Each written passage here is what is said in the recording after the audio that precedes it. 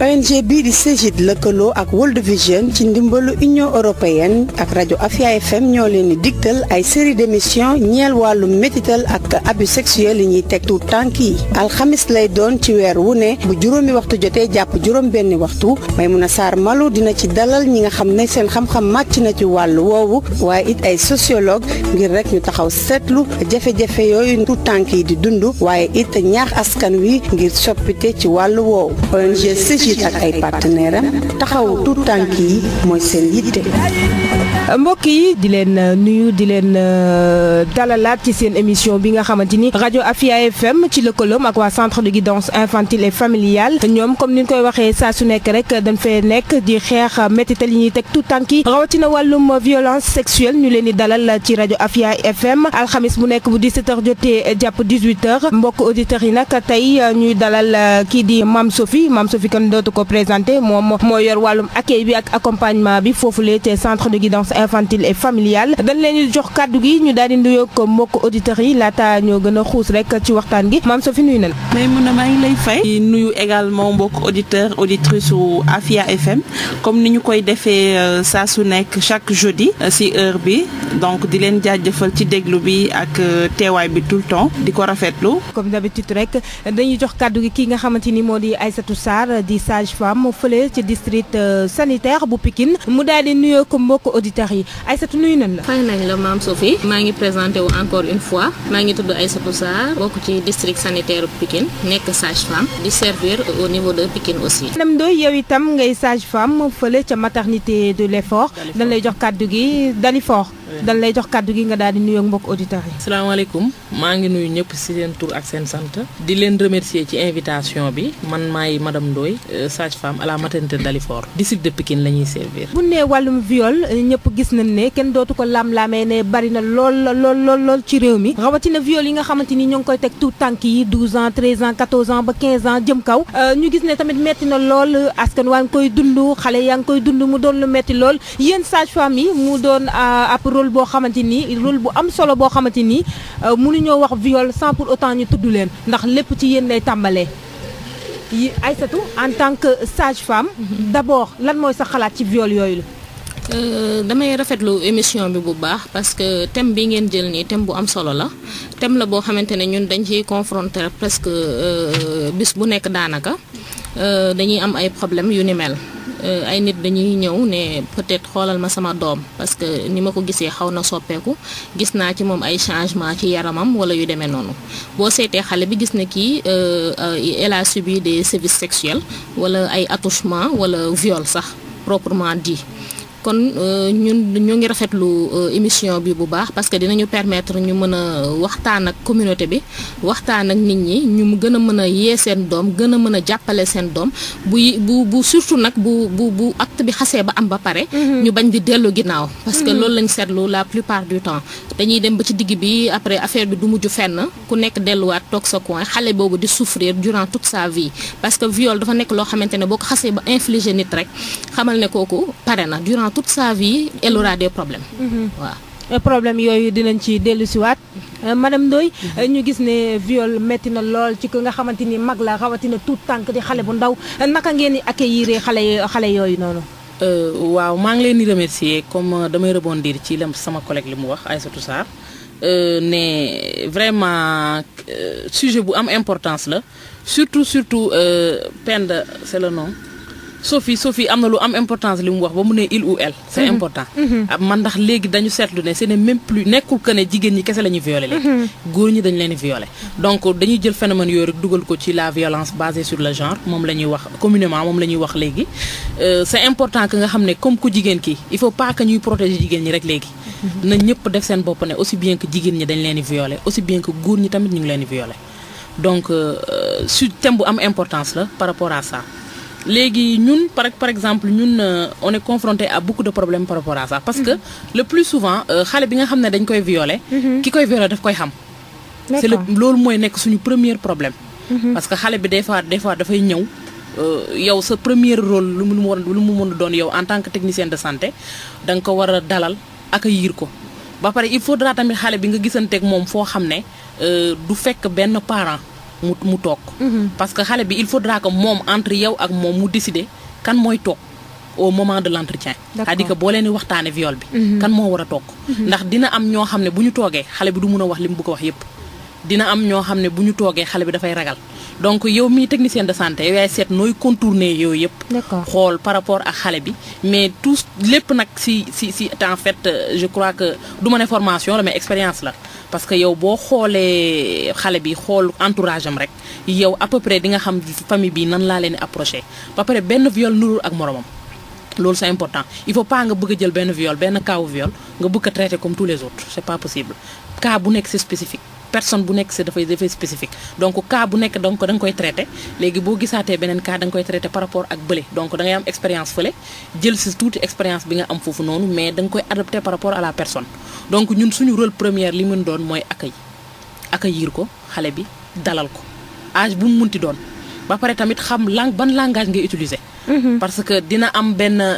xale bi âge bu muy am nga utiliser benn langage mu choqué ko. donc yow à ton niveau il faudra nga xam ban langage ngay utiliser ak qu'est-ce qu'il faut dire et qu'est-ce qu'il ne faut pas dire parce que am na yoo xam ne da nga koy wax nga fausser seen communication yéen ñaar tout au début parce que mun na foog ne da nga koy juger alors que la première des choses bi nga war a njëkk a wan xale boobu mooy tu n'es pas fautif wala tu n'es pas fautive mu xam ne moom c'est pas de sa faute waaw affaire bi dafa ñëw dal ci kawam il faut que mu xam ne moom c'est pas de sa faute léegi nag mu am confiance tamit ci yow. parce que bu amul confiance dina am yoo xam ne du la ko mën a wax. yow tamit yow ay instaurer confiance boobu yëpp ci communication ak langage bi ngay utiliser donc accueil bi c'est très très important boo faussé accueil bi rek faussé nga lépp faussé nga prise en charge boo faussé accueil bi faussé nga prise en charge c'est important. kon mu doon bu ma déggee say wax mu doon liggéey boo nga xamante ni metti na lool jafe na wala metti mu doon liggéey boo xamante ni metti na laa bëgg a wax. ba tax na comme ni ko maam Sophie di waxee tout le temps rek xale. pour nga dalal ko yombul ndax am na xale yoo xamante ni automatiquement buñ leen violé ci défensif bi nay nekk duñ wax dañuy mel ni ku muuma amatuñu parole dañuy noppi rek duñ wax yéen boo la amee genre cas yu mel noonu naka ngeen ciy génnee en fait boo amee genre cas bu mel noonu la première des choses bi ngay njëkk a def mooy il faut nga xool xale bi yow ndax il faut impérativement ngeen toog yéen ñaar waxtaan à huis clos c'est-à-dire que yéen ñaar kese wala il faut mu am benn parent bu toog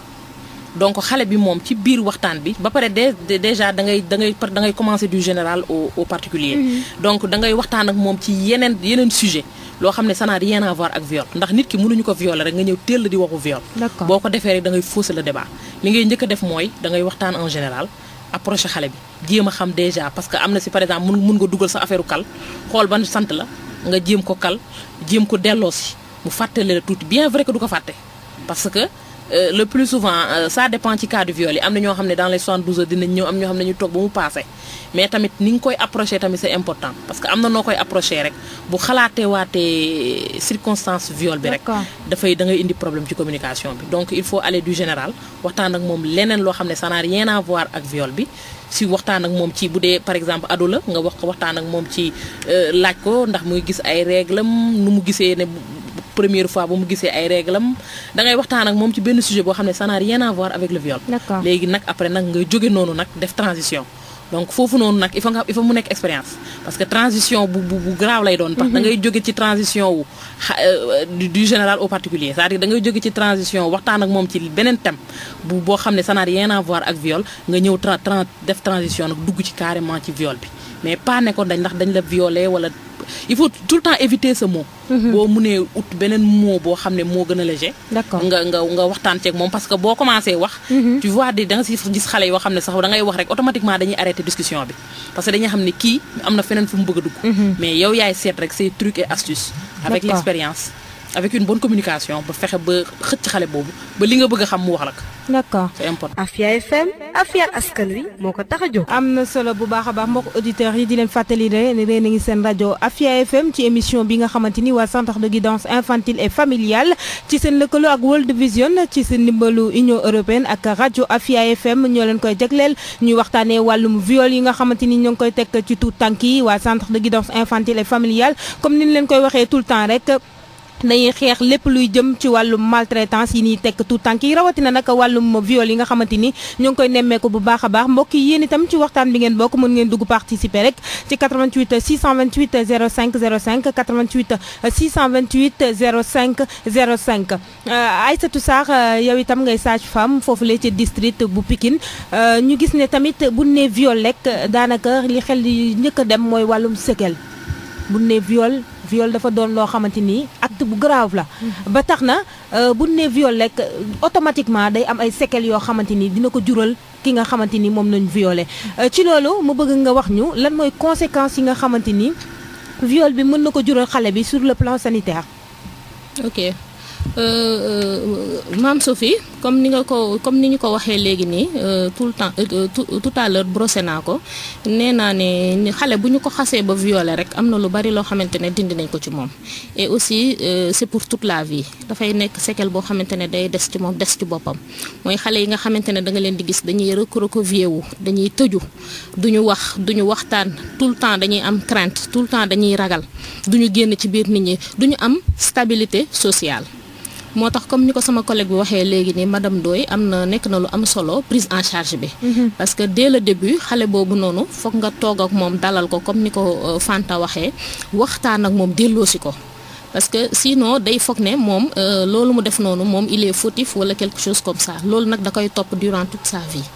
waaw moo tax dafa nekk prise en charge bi dafa nekk loo xamante ne lu am solo la. il faut que ñu dem ci petit à petit def ndànk xale boobu ñu accompagner ko.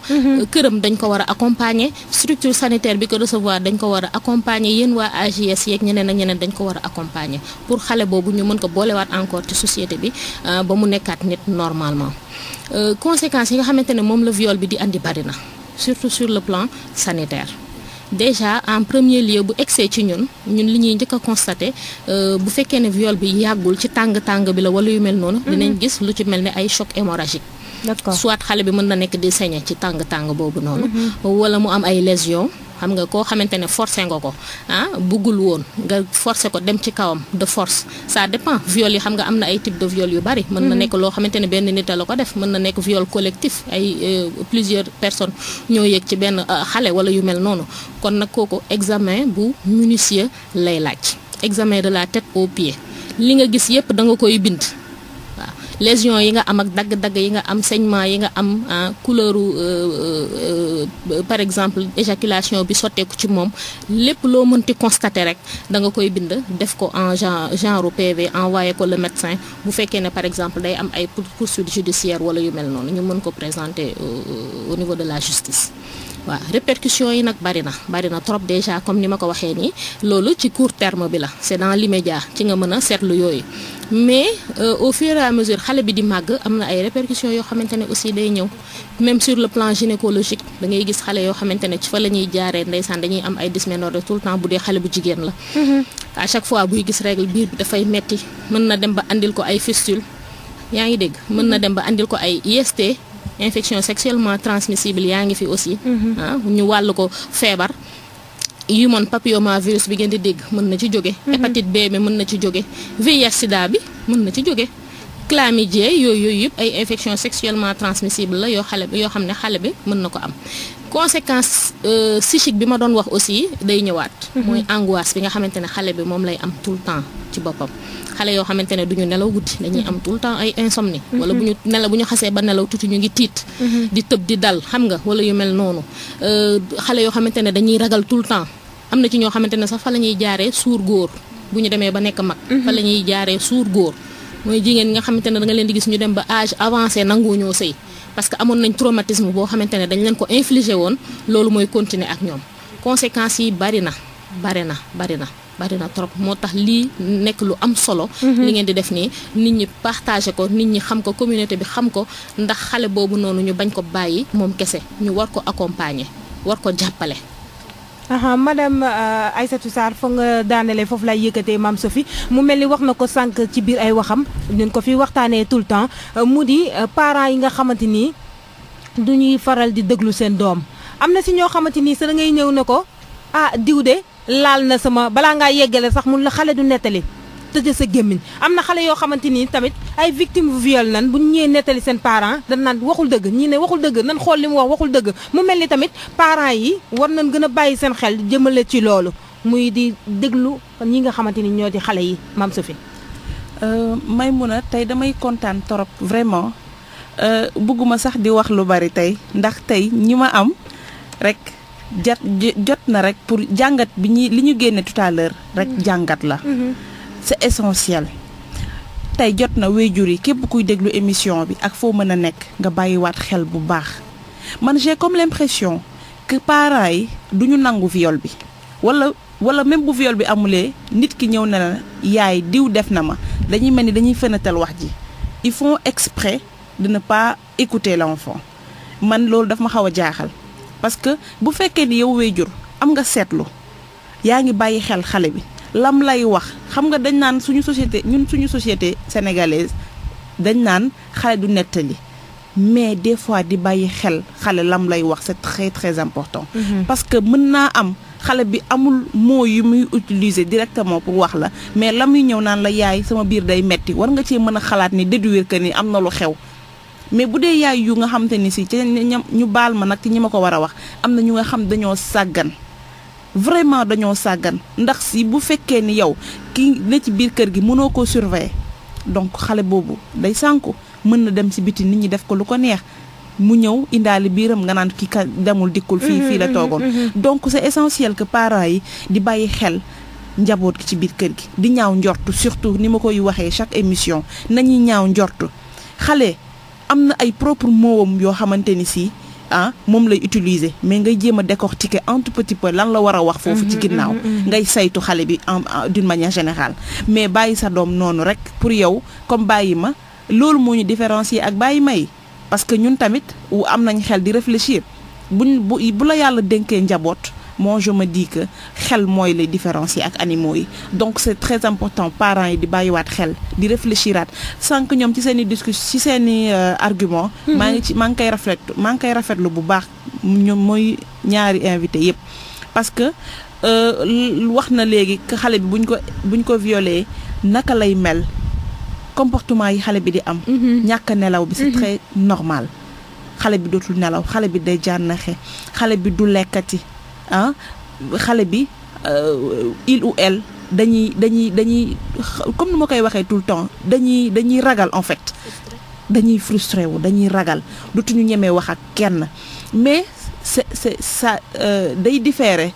d'un enfant à l'autre parce que du ñëppay mel noonu man en général bu may def entretien avec les enfants am na ñu nga xamante ni da ngay wax fii ba suba duñ nangoo wax mais par contre am na ñu nga xamante ni si pour libérer wu dañuy ñëw rek nga laaj leen noo tudd mbir mi nu mu demee commencer leen mettre en confiance rek ñu commencer soulager wu di wax nu mu demee mais par contre am na ñu nga xamante ni si parce que affaire bi c'est tellement daf leen naqari ba nga xamante ni si da leen di choquer ba duñu mën a exprimer wu donc yow mi nga xamante ni si yow yaa jàkkaarloo xale boobu yow yaa war a am say méthode say stratégie yi nga xam ne moom ngay utiliser pour wax ak xale bi ba nga fexe ko ba nga xamante ni si la ko naqari ak li mu mënul wax sax ay parents wam mu ñëw exprimer wu waxtaan ak yow parce que loolu moi je trouve ça c'est important parce que ñii tamit seen rôle c'est essentiel ndax fa la nit ñi di jiitu parent bu jaaxle ci sage-femme ba ngay daw boo demee xoolal ma sama doom nu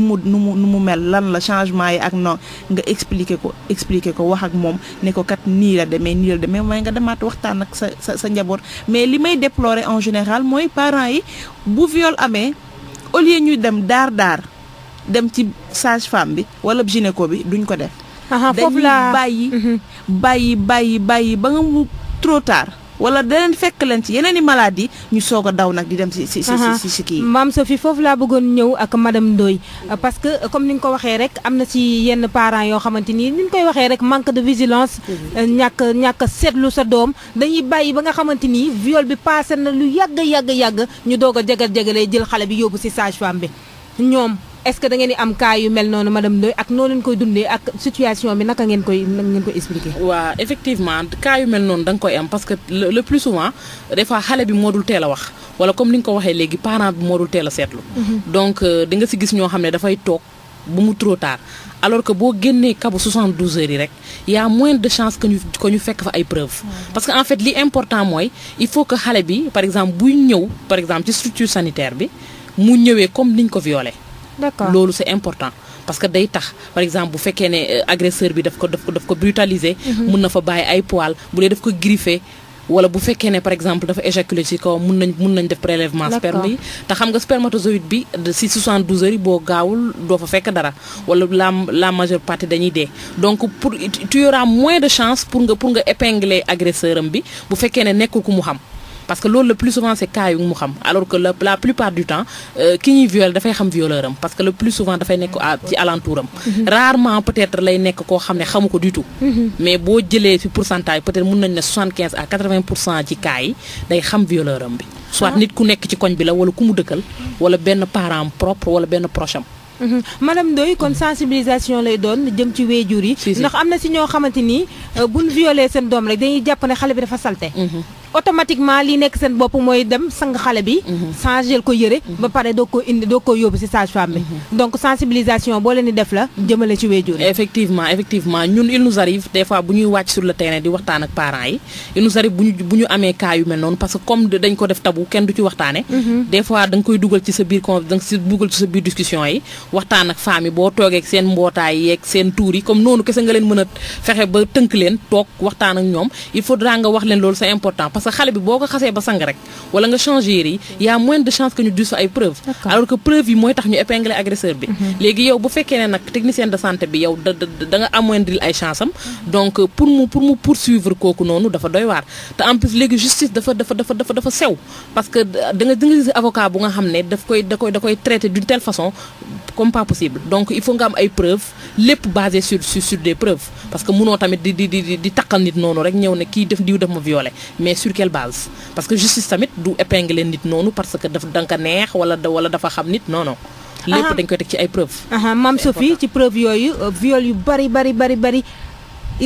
dafa rester impuni li ko waral des fois nga gis benn xale boo xamante ni comme ni ko madame Ndoye waxee rek viol bi déjà voisin bi lay doon wala mu doon cousin bi wala mu doon boutiquier bi kon xam nga kooku ku jege xale bi la waaye yenn saa yi nga gis ne xale bi day dem tuumaal kooku fekk na amuñu benn preuve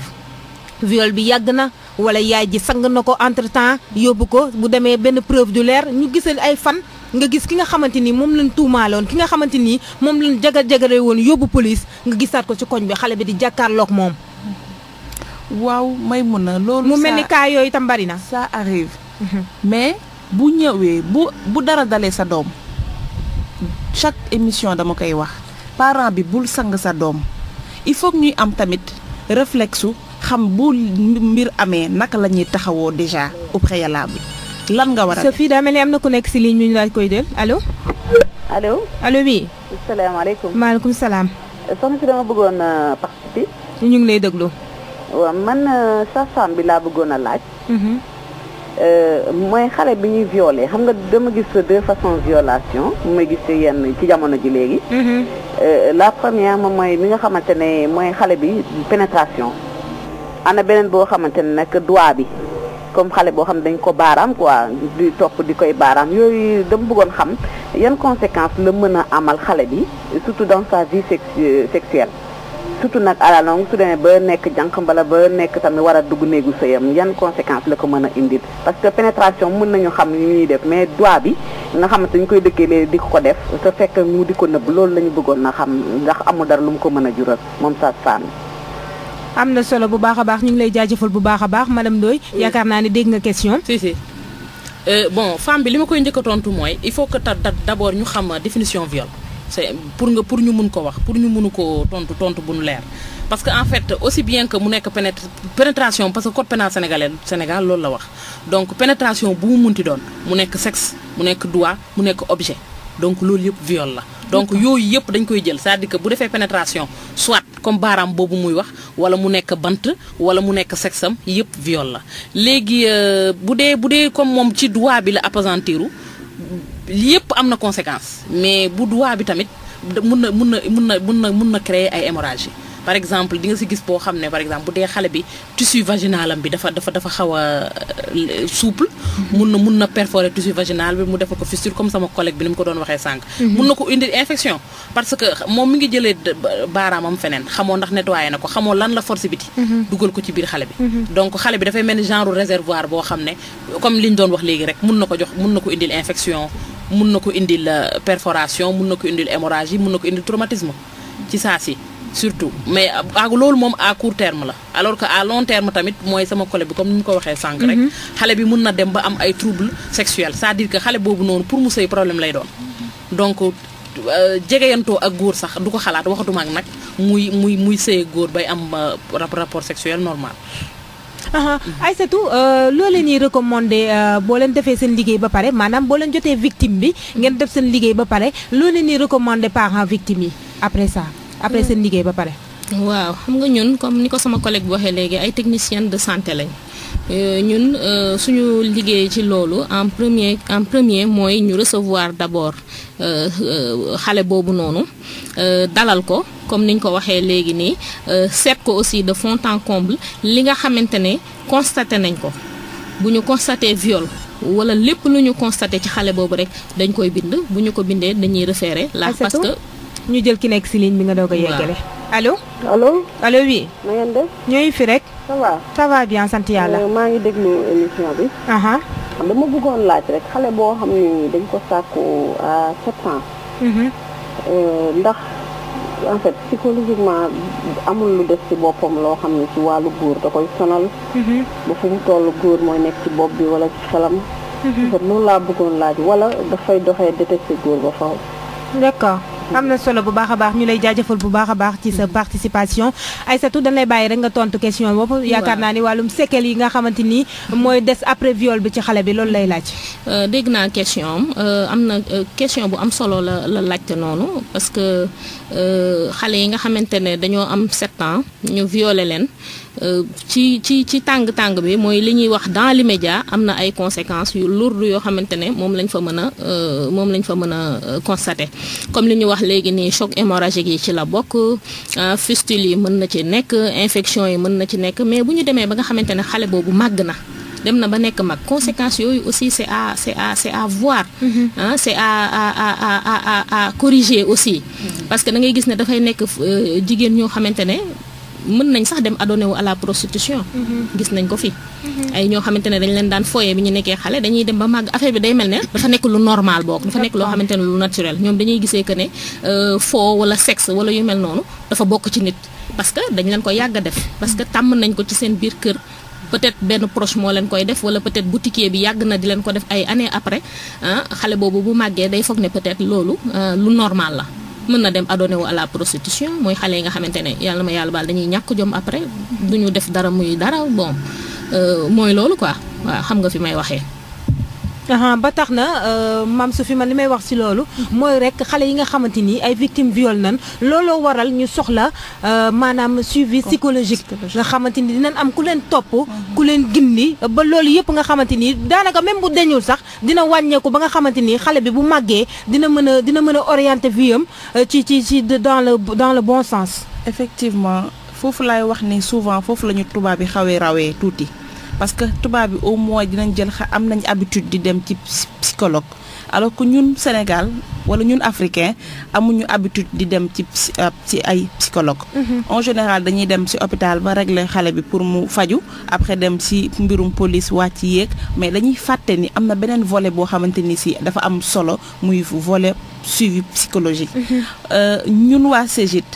loolu mooy suñu métier accompagner xale yi au niveau médical psychologique ak au niveau juridique mais au niveau psychologique boobu nga ma laaj dama ciy taxaw tuuti parce que bu may convoquer xale yi pour ñu ñëw def ci suivi psychologique bu ñu amee entretien ak psychologue bi bu xale bi demee damay am entretien ak psychologue bi ñu xool niveau xale bi ba xam mi ngi avancé wala déet mais am na ci xale yu nga xamante ni ci da ngay gis ne day am yuy des ba tey malgré ñi ngi def ay effort mais am na luy des mais par contre da ngay gis xale yu nga xamante ni ci bu ñëwee suivi psychologique fa la ñuy jaare commencé affaire bi di dañ ci seen bopp ndànk-ndànk parce que tamit psychologue bi méthode yu muy utiliser mooy tax ba nga xamante ni si xale boobu noonu lépp lu ko jaaxaloon lépp lu doon repli sur soi ba nga xamante ni xale bi day am sax boule de gorge du nangoo wax du lekk du naan di am ay comportement yoo xamante ni si seen waa kër sax d'ailleurs duñ ko comprendre loolu psychologue bi yooyu lay topp ba nga xamante ni si xale boobu dina ko mën a jàppale ba nga xamante ni dina amaat beneen réinsertion sociale bu yomb mais may waxaat di ñaaxaat parents yi que ñu am habitude bu xale bi traumatisé woo nañuy am habitude di dem di ko yóbbu ci ay psychologue ñu leen di suivre parce que c'est très important da leen di topp viol day topp xale ba keroog muy nekk ci néegu sëyam da ngay dem jaare fa viol noonu rek lay def da ngay jaare fa ñàkk jom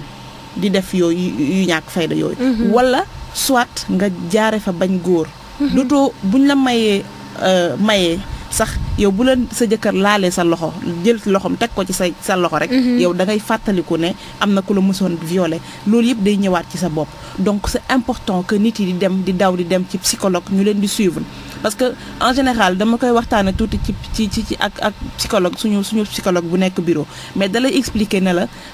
viol lu mu mën a indi dafa bari xale boobu nga xamante ni si suivre nañ ko wala violé nañ ko te suivre ñu ko bu màggee ak xale bi nga xamante ni dañ ko suivre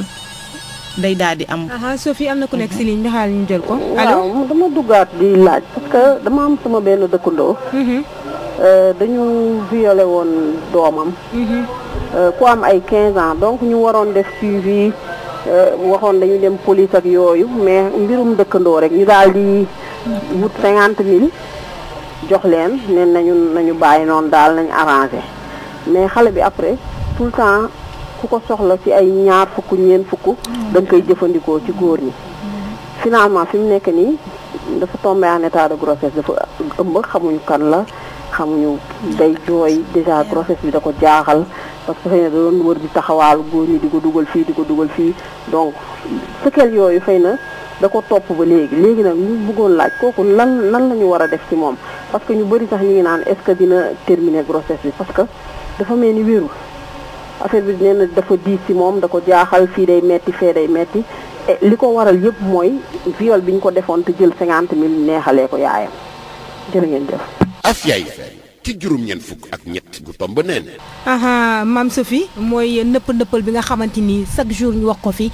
nit violé na sa doom ngeen dem ngeen trouver consensus ngeen def arrangement ngeen kii génnee xaalis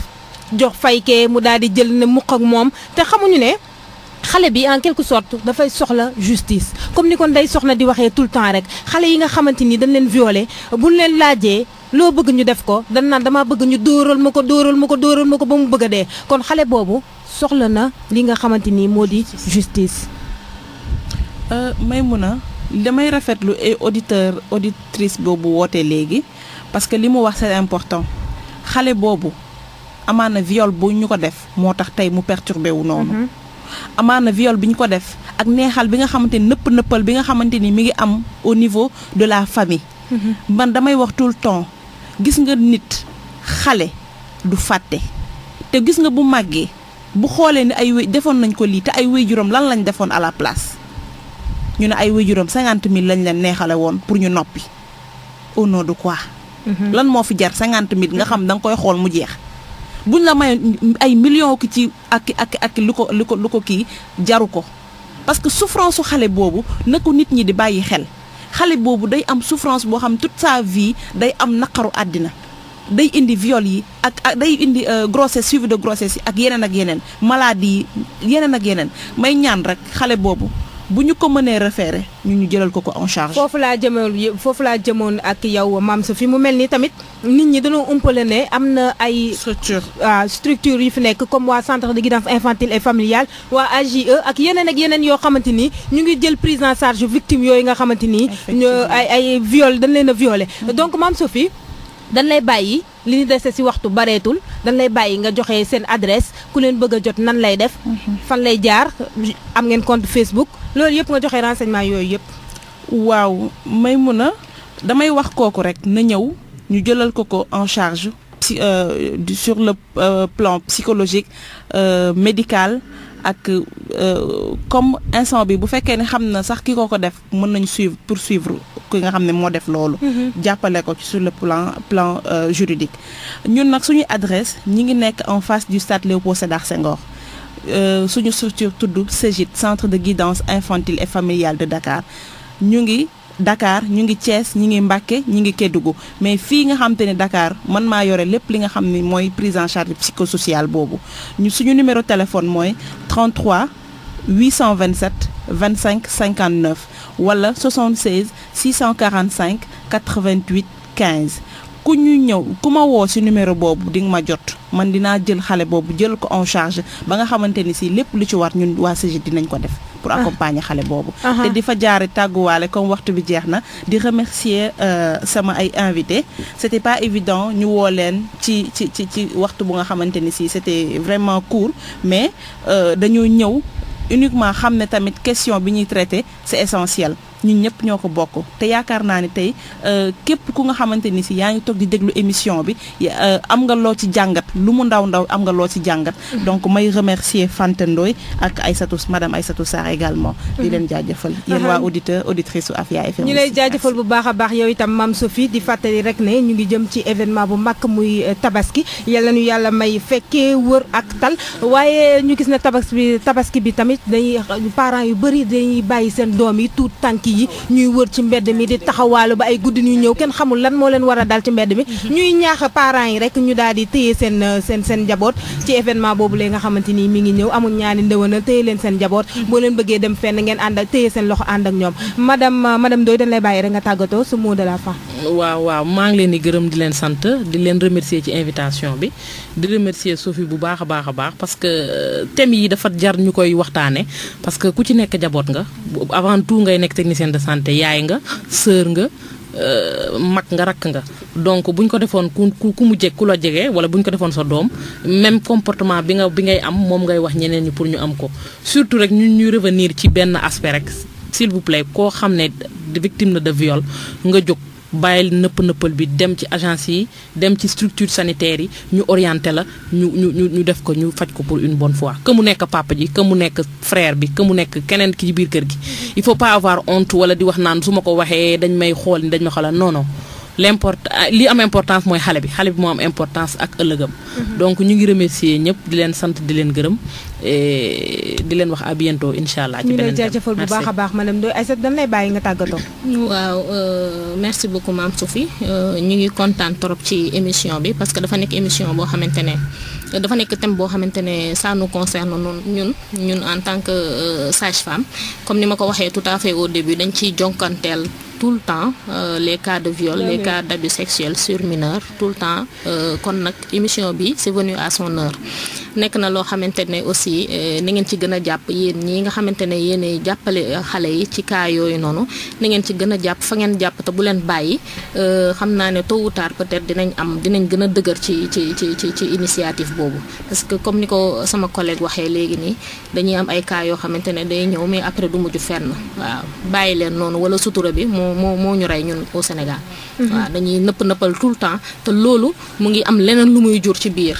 am na leneen lu muy jur ci biir xale boobu dootul stable durant toute sa vie ki ñu xas ba teg toor boobu noonu war na am au moins justice je pense. am na solo bu baax a baax ñu ngi leen di jaajëfal bu baax a baax mbokk yi lii moo doonoon seen émission bi nga xamante ni rajo Afia FM ci àndam ak waa centre de guidance infantile et familiale ci lëkkaloom ak World Vision ci ndimbalu Union européenne ñoo leen ko doon jagleel ñuy waxtaanee wàllum violence sexuelle yi nga xamante ni ñoo ngi koy teg tout tànk yi alxamis bu nekk bu 17h jotee jàpp 18h ñu leen di jaajëfal bu baax a baax di leen jox dig daje beneen alxamis ak waa centre de guidance infantile et familiale comme ni ma leen koy waxee tout le temps rek ñoom dañ fi toog ngir xeex maltraitance yi nga xamante ni ñu ngi koy teg tout tànk yi rawatina viol yi nga xamante ni ñu ngi koy nemmeeku mu bari lool ci réew mi ñu ngi leen di jaajëfal bu baax a baax ci teewlu bi di jaajëfal auditeurs yi nga xamante ni woote nañ joxe seen participation jërë ngeen jëf. ONG bii di CEGID lëkkaloo ak World Vision ci ndimbalu Union européenne ak rajo Afia FM ñoo leen di digtal ay série d'émissions ñeel wàllu métital ak abus sexuel yi ñuy teg tout tànk yi alxamis lay doon ci weer wu ne bu juróomi waxtu jotee jàpp juróom benni waxtu